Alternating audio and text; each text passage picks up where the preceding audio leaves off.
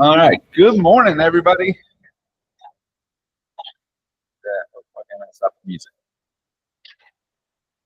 There we go. All right. Good morning. Welcome to the Market Expert. We got quite a few things to go over, as well as some market stats, and then just some happenings that are going on around the area. So y'all know how we normally kick this off. Let's go. Give me two things, two bucket fills or two something goods to kick us off today. It's got something good. My beaver down, under contract. Nice. All right, let's go one on this side of the room. A lot of us got our conversation goals yesterday. Did you? Nice. Good job. Heck yeah. We're going to talk about lead generation and why that's important here in just a second. So before we get into that, for everybody online or if you're in person, you have this is sitting on your desk, or you can look online. This is from our friends at Foreman and Watson Land Title, and just has to do with hail damage and basically from a title perspective, what the responsibilities are or best practices of what should happen.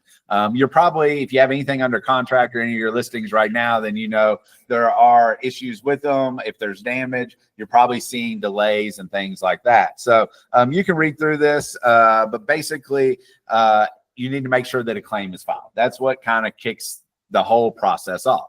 Once the claim is filed, then you do have options. And keep in mind, it does take the buyer and seller agreeing on how it's going to play out.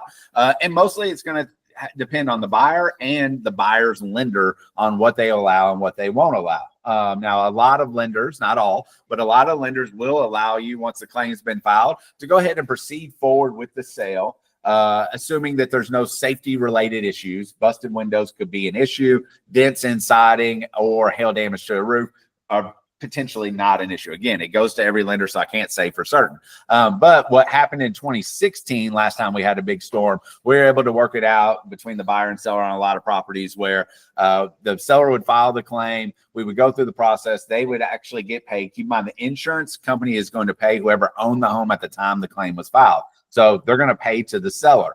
But we would work it out a lot of times where we would go ahead and move forward with closing. We would have addendums, and that's what this paper talks about. If you look at section number 2, obtain a written agreement between seller and buyer that sets forth such thing as payment of the deductible, who's paying the deductible, approve the scope of work, who gets to approve what's being repaired, correspondence with the insurance provider, collection of the insurance settlement payment, payment to the contractors, and final claims approval. And what we ended up doing in a lot of cases, in case this helps you all, is basically we would take that insurance money, we'd ask the seller to put it in the hands of the escrow company, meaning they get a check making up a number $10,000. That's going to be held at the escrow company. The escrow company then gets permission to communicate with both the insurance department and the contractors and all parties involved. And then the contractors would come in after closing, do the work, and the insurance company would, or excuse me, the escrow company would make the payments to the contractors. And that way you were still able to move forward with your closings, change hands, not delay everything too much, and be able to move forward from there. Now, with that being said, the claim does need to be approved probably before closing, because the last thing you want is an addendum out there that says seller is willing to replace this roof, and then for whatever reason, there's not enough hail damage to replace the roof. But if you have an addendum that says the roof's getting replaced, the seller's on the hook to replace the roof, right? So you need to be, so I would expect some delays, but be far enough along in the process through the insurance to be able to identify what exactly is going to happen before you close. And now, is there a pre-made addendum that would work for this, or do you have to have the attorney draft it? You have to have the attorney drafted, since they're going to be held, and each attorney's probably going to do it differently, since the money would be held in their escrow account on exactly what they want. But you can reach out to whoever your closing company is, and they'll gladly walk you through what their preferred verbiage is that gives them the power to be able to handle this. So good question. Any other questions on this? As always, if you come across individual situations, just reach out. I'm more than willing to help you and figure out what the verbiage we need to use and all of that stuff is. Okay. All right, so let's talk market updates. So one of the biggest things that I've been looking at and a continuation is how are we doing in the month of March? So looking at the Owensboro market, you can see we've had 80 closings.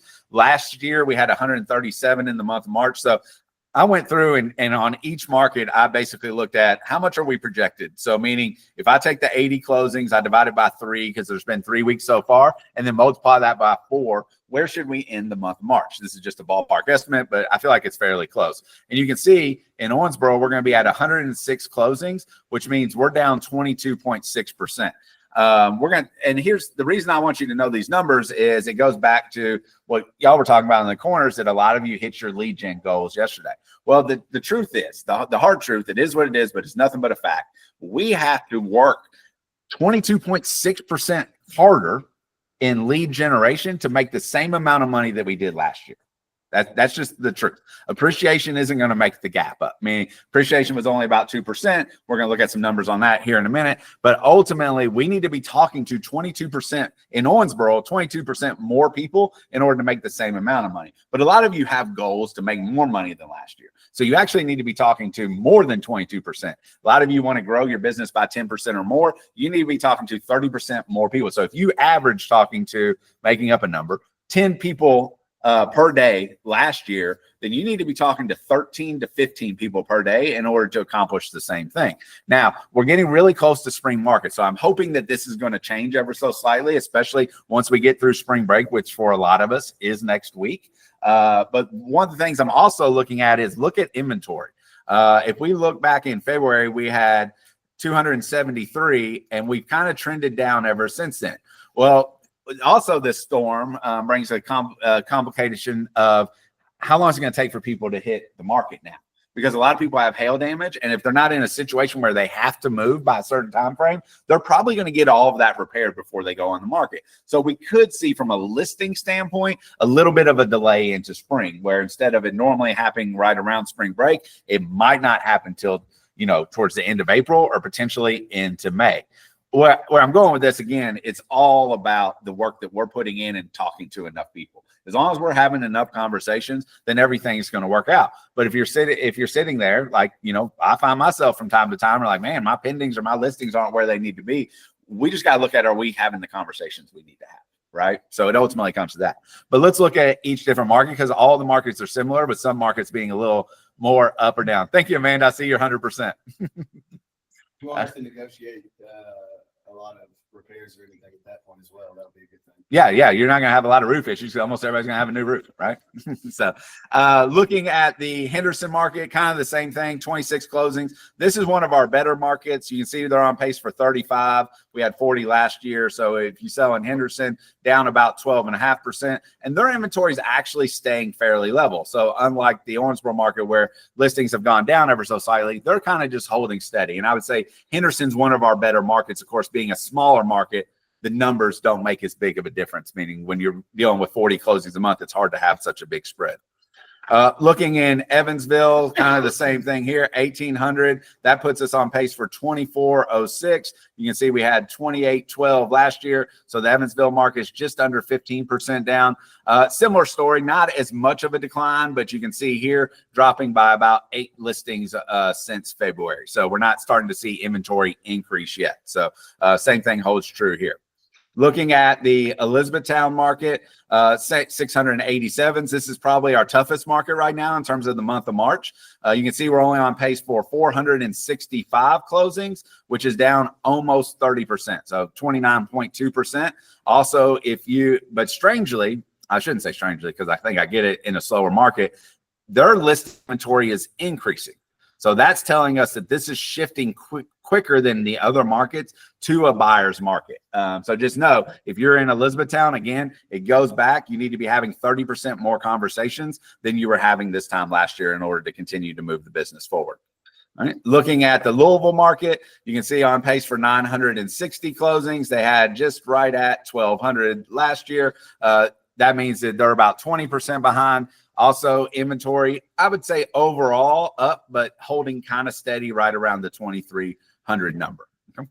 So taking all that into consideration, you all know what you need to do to go grow the business. Zillow just released some new information, and I know this looks a little wonky, but it's the only way I could get it to pull up where you could read it. And they have adjusted their forecast based on the way that the first 3 months or the first quarter of the year. Keep in mind, we're basically at this point 25% of the way through the year. As crazy as that sounds, we're a quarter of the way through the year, but they have adjusted their forecast. And most importantly, they've adjusted it to say that home prices will only raise a little under 1% over the next 12 months. This has been revised from 1.1% last month. And keep in mind, at the end of last year, they were saying 2%, right? So we know, looking at our stats, most of our markets are right around the 2% number. It'll be really interesting, and don't worry, I'll make sure y'all know, does that number go up or down from here? According to Zillow, they're predicting it to go down.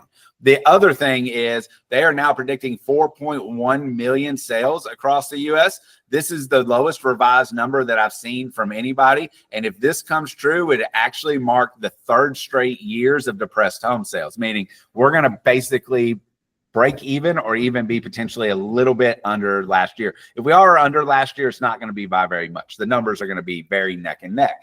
Ultimately, what I'm getting at here is the correct or the increase in market isn't going to be coming until 2026 or 2027 in terms of ultimate volume. Go ahead, Amanda, you got a question? Yes. Okay. Amanda? So I was looking at this as far as being down from last year. Can you hear me? Yeah. Can you hear me? Got you. I think we got a little delay. You can hear me? Yes. We can. Okay. Can you hear me now? Hello? Okay. So does it have something to do with the people that have left our market center as far as being down from last year? It has to have some impact. So for me, my business, it seems like it's busier.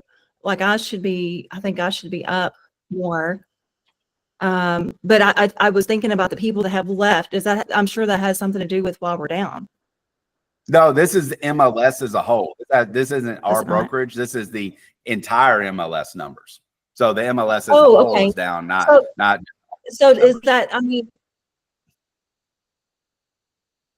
mean, agents leaving in general, that wouldn't have anything to do with it? Or no? No, not really. Because it's the same. It has more to do with how many buyers and sellers are willing to move right now. The number of agents wouldn't impact it because the number of sales is going to be the same whether there's 5 agents or 5,000 agents. The difference would be how many transactions happen per agent. That number would change. But ultimately, if 5,000 people are going to move, they're going to move regardless of how many agents are in the boards. Okay. So you guys are looking mainly at the people that's moving and doing the transitioning themselves. Okay. Yeah, we're looking at Sorry. just strictly sales data. Yeah, correct. No, you're good. Great question. I always like to clarify that stuff. Okay. So looking at mortgage rates, update from last week, you can see we were at 6.8 for the conventional, right at 6.3 for FHA and VA. Look, slightly down. It did get down lower than this. We were about 6.72 a couple of days ago, so it ticked up just in the last 24 hours. But you can still see right around the 6.8 number on conventional and 6.2 for FHA and VA. So what's really interesting is we're seeing some of the best rates we've seen in well over a year. A year ago, we were around 7%, but we're not seeing as many transactions. And that ultimately boils down to finding the motivator, right? Less people are moving right now because they're not having to move unless something is happening to cause them to move. So we'll continue to monitor that. Just so you know, in terms of, you remember this graph, I put it up at the late last year of where we expect it to go through 2025 and 2026. And you can see basically we should be right around the 6.6 to 6.7 mark. We would be right here. So we're right on pace for what all the banks were predicting. And it's still, the good news is it's still looking like by 2026, we're down in that lower 6 tier, maybe even potentially with a couple of good breaks, could hit a number that starts with 5 in regards to conventional. My guess is by the end of the year, especially FHA and VA, they're going to start with the 5. So we're hoping that'll be enough to kind of help these sales numbers that we were talking about with Zillow. But at this point, until we get into the spring market, it's just a little bit too early to tell. Speaking of rates, the Fed came out with their latest announcement, and you can see here Jerome Powell and crew has decided they would leave interest rates unchanged at this point, basically stating that the economy outside of real estate, the economy is still doing really well. But they are saying they are still planning to do 2 rate cuts this year, which would take the prime lending rate from 4.5% down to about 4%. So again, everything's aligning to where by the end of the year, we think it'll help from affordability, mortgage standpoint, stuff like that. They also adjusted their outlook for some of the core economic principles, which would be GDP, lowering it to 1.7%. That's down from 2.1% was the original prediction. And then inflation is expected to go up a little more than what they expected, 2.8% up from 2.5%. So a lot of this is pure speculation and guessing on what's going to happen with tariffs. Like, let's just call it is what it is. Whether you like it or don't like it, doesn't matter. The fact is that everybody thinks the prices in the short term will go up due to tariffs and different things like that. The real question becomes, does it truly affect the economy in the GDP standpoint? Meaning, are people going to stop buying things because stuff gets too expensive? And meaning their household, their food, their energy, stuff like that? Or is the economy going to keep rolling? What we all hope is the economy keeps rolling. GDP doesn't actually drop below 2%. And you could see even more rate cuts, which would ultimately move mortgages prices down and help from the affordability standpoint. So of course, it's just a shell game at this point and just everybody's guess, but I'll keep you up to date with what's going on. So far, the economy is looking pretty good. The consumer sentiment, which is the survey that gets done every month on how does general Americans feel about the economy, it did drop by about 11% to the lowest rate since 2020. So I'm telling you that because to know your buyers and sellers are worried about the economy. Is there any actual data to support that the economy is going down at this point? No, there's not. But they are worried that in the future, it is going to go down. So just be ready for those conversations and be able, hopefully you can use some of these stats to be able to help overcome any objections that you're receiving. Yeah. I keep you on your toes. Did you teach microeconomics? No, but I took the class like 3 times before I passed it. So no, I'm just kidding. I didn't. I think D's equal degrees, baby. I got me a D. I just do a lot of reading, man. So EMD process, just a quick update on this. You're going to see an email come out from Kelly. In our transition from, in-person MCA to a virtual MCA, now back to a in-person MCA. We found some gaps in our systems where EMDs weren't being uploaded to Command. So just want everybody to know this doesn't really impact you all in terms of your workload or anything, just more information for you. But when we receive an EMD from the office, I guess if you could do us a favor, just please remind your clients to put the address in the memo line, or at least your name, so that we can help identify what the property goes to. We're going to scan those in and we're going to put those into Command for you. So you'll always have a record of the EMD. We're also going to take that and we have to scan a copy to Amy, our MCA. We're going to copy you on that email, so you'll have a copy in your email and in Command. That way you'll know that it's been received. So that email being received is kind of the trigger that yes, my client has turned in the EMD. And then if you ever need copies, you lose that email or anything like that, you'll know, go to Command and you'll be able to access those EMDs. Anything? I got that right? Yeah. Did I mess that up? Okay, cool. We were just talking about this right for this meeting, so I was like, I'm gonna make sure I get this right. Yeah, I think you should just copy them on the email. Yeah, absolutely. Make it easy. We're trying to find the easy button for y'all. All right, we have Chinese classes. So we got seller disclosures coming up, and then CMAs in Paragon. So we did CMAs and RPR last week. By the way, if you didn't get to attend that class, I know there are a few of you on there. That video will be on YouTube really soon if it's not already. RPR is my new preferred method of pricing homes. Just FYI for everybody. Now I am going to go through CMAs in Paragon as well, but I really like the RPR platform. I'm going to repeat that training probably next month also, just in case you happen to miss it. We also have a new commercial agent that's going to be joining us from Houston, Texas. He just bought a house here.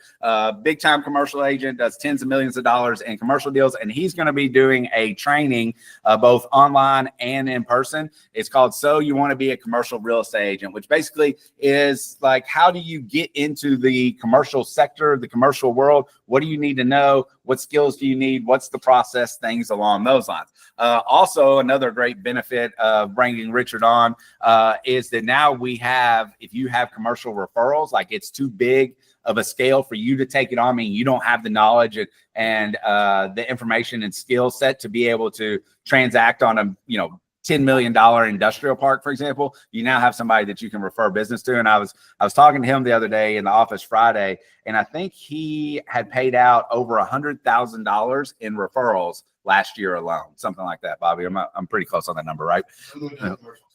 Yeah.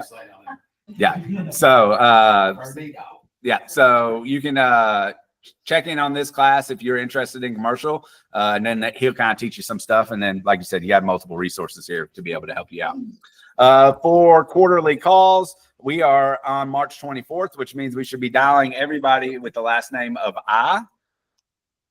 Bonus points. So anybody can name a last name that starts with I off the top of your head. Iglehart. Abby. Iglehart. Iglehart. Okay. All right. What about Q? Quincy. Yeah, Quisenberry is the one I was at. Okay. And then be texting the letters with C. So if you're following along on the quarterly call, that's going to be the people that you're going to be reaching out to. And speaking of, I get asked a lot of times, what are some unique touches that you can do for your clients to kind of stand out from the crowd? So I came across this training. Is actually from Jason Abrams with 25 unique sphere of influence touches. I'll read these off to you because I know it's going to be kind of hard to see. But number one is junk removal. Number two is window cleaning. So having the windows cleaned at people's houses, maybe after closing or something like that. Gutter cleaning. Number four is yard waste bags. Love this one. By the way, the yard waste bags, actually putting your logo on it. And then like when this is really good for fall time. So when everybody breaks up their leaves and stuff, they put it out on the curb to be picked up. Your logo sitting out there. Ice cream truck. So doing like a neighborhood ice cream social where you just have an ice cream truck or something like that come into a part of the neighborhood and you host it.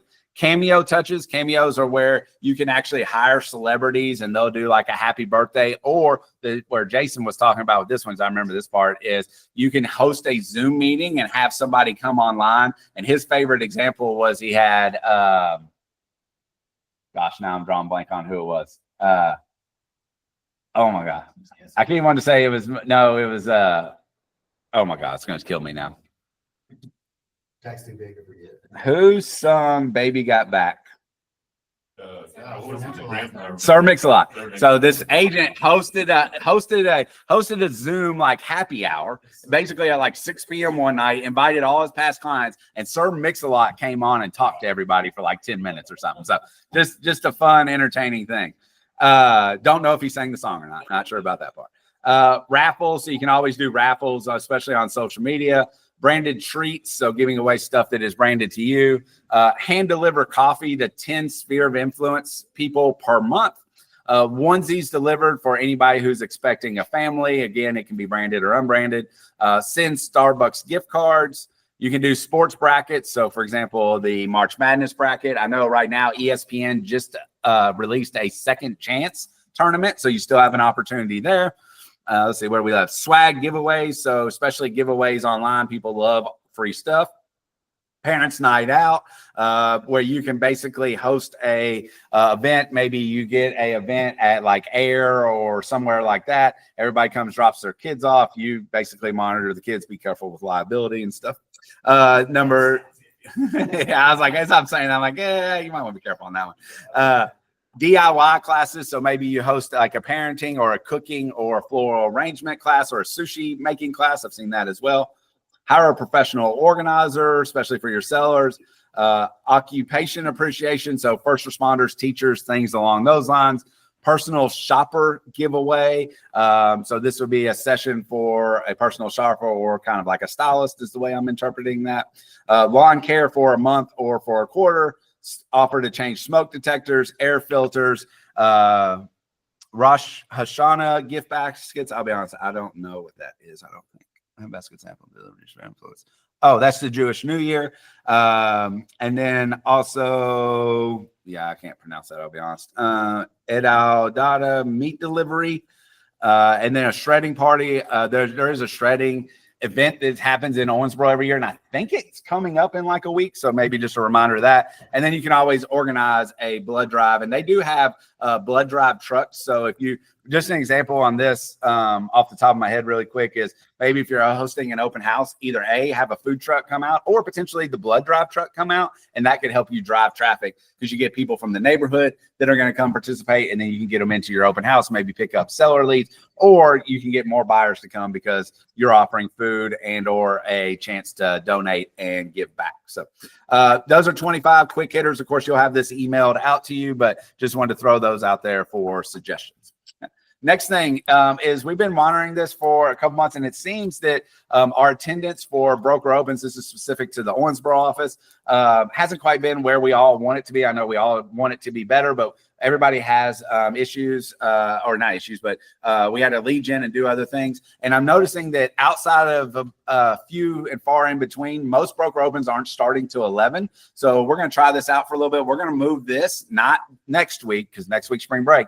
After spring break, this meeting is going to go to 10:30 Central Time, 11:30 Eastern Time. And the hopes in this is as soon as we're done, we can leave and go to broker opens, and that would, or to tour your listings. Don't forget, we can also go tour your listings. And our thoughts behind this is we'll give you an extra 30 minutes to lead gen so that we can go out and actually tour the homes right after this meeting instead of waiting the 30 minutes, because in 30 minutes you all get busy just like I do, and next thing we know, we don't go. So keep an eye out. The calendars and stuff will be updated on this, and we'll start at 10:30 in 2 weeks.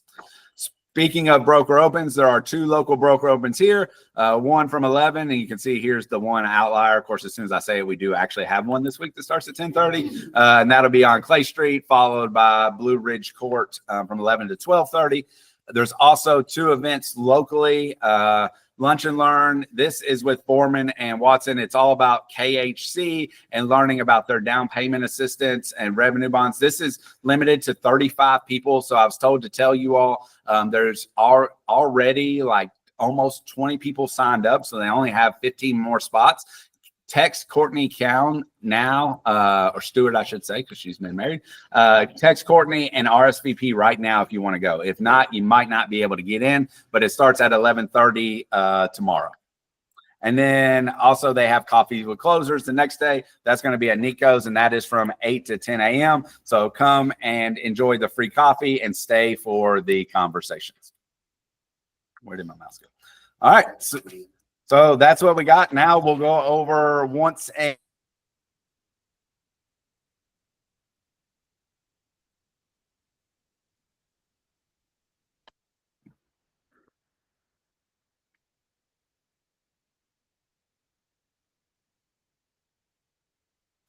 And now I'm unmuted. Okay, there we go. We'll get this right eventually. My first time. So who all has a listing? Let's start with this category. Does anybody have a listing that has had a price reduction or maybe some updates to it that they need help selling? Let's start there. Any price reductions? We made a price reduction on 1207 out in Utica. It's at $395 now. Okay, 2435 Highway 1207. 2435 Highway 1207 is now priced at $395,000. What was it before? 405. Oh, that's good to get it under 4. That'll help a lot. We're having a broker open April 8th. Okay. Broker open April 8th, by the way, if you want to go check it out. So we're going to that one. Make sure y'all mark your calendars. Any other price reductions? 330 North Chestnut Grove Road down to 3200. Okay. Put this out too.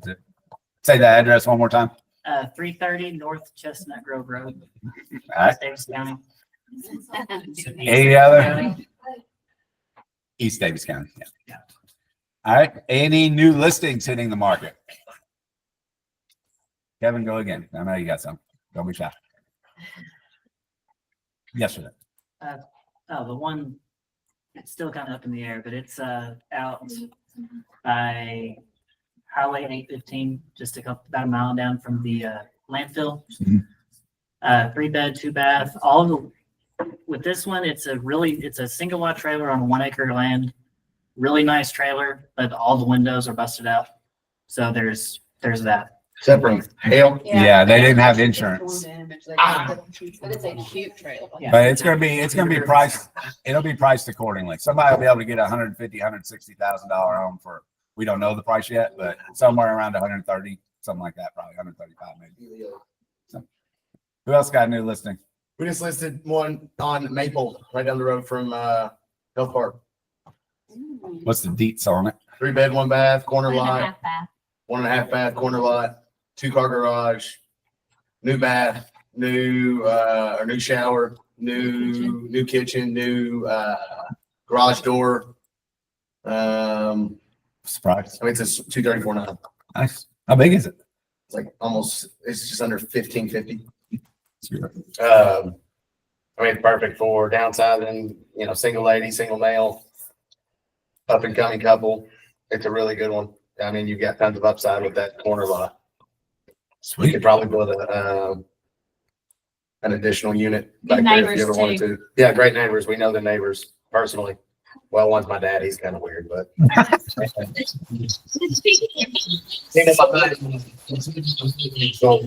More than my dad, he's kind of weird. Yeah, we're not talking about his dad, we're talking about the other people. But he would help. I mean, if you need something fixed, you know. He is very good at He's right contracting. there. So. All right. Who else got some new listings? 3-bedroom, 1 bath out in like Beach Grove area. It's gonna be priced at 174.9. It's got 1.5 acres and like views of the Green River too. Nice. And a big like shop. It's like 1,800 square feet. And it's got a really, really cute shop. Like looks like a house. Like they put siding on Oh, it nice. and everything, you know, like it's really cute. That should sell. What's the price on that? 174.9.